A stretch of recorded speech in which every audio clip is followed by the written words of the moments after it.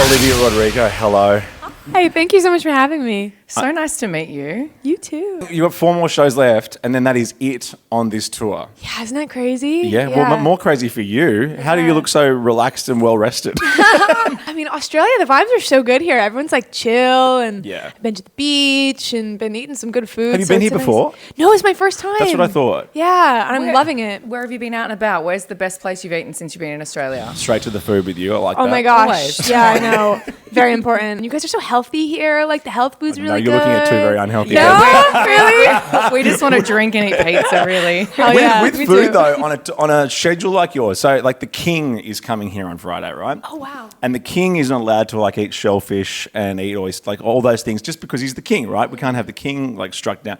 Are you on any strict like, please, Olivia, when you're on the road, can you not eat you or not drink do this?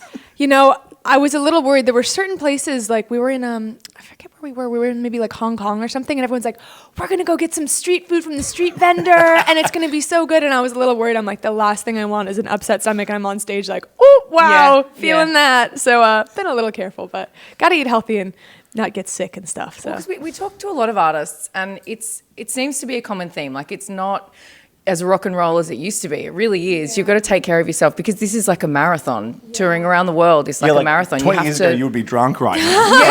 How do you know I'm not?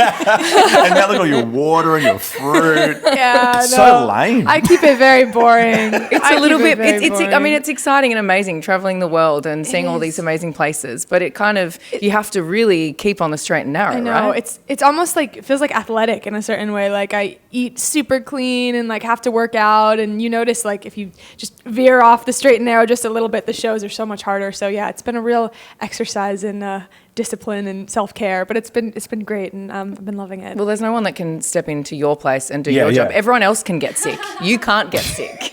Yeah, it's tough. I've definitely done some shows where I'm really sick, and I'm like, oh wow, I hope everyone was really listening that intently to that note that I just sang. But yeah, it is what it is. Show must go on. I asked Josh Homme from Queens of the Stone Age once, what's it like being on stage as Josh Homme? He goes, drink a bottle of Jägermeister and run for an hour on a treadmill, and that's what it's like doing a Queens of the Stone Age show.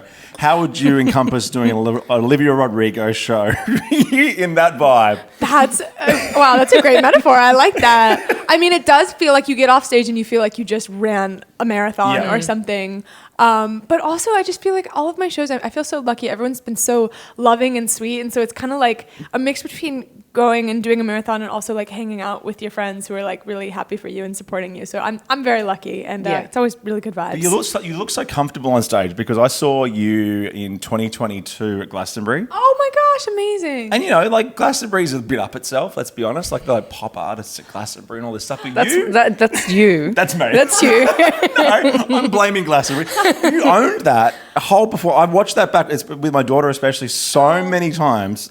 And you're young now, but you're even younger 2 years ago. Yeah. Like that. How did that feel? Owning a stage like Glastonbury and then bringing out a person like Lily Allen as well. Yeah, that Glastonbury performance I think was probably my favorite moment of my whole career. It was so spectacular. I'd never even been to a music festival in my life before, and so going to Glastonbury and getting to perform and getting to sing with Lily was just like a dream come true, and I think about it all the time. But it's a funny thing. I think I think I was maybe 19 at the time, there's like this sort of like naivete that you go in with. Like I remember just on my first tour, like, yeah, like whatever, we're gonna do it. Like, let's do it, let's go.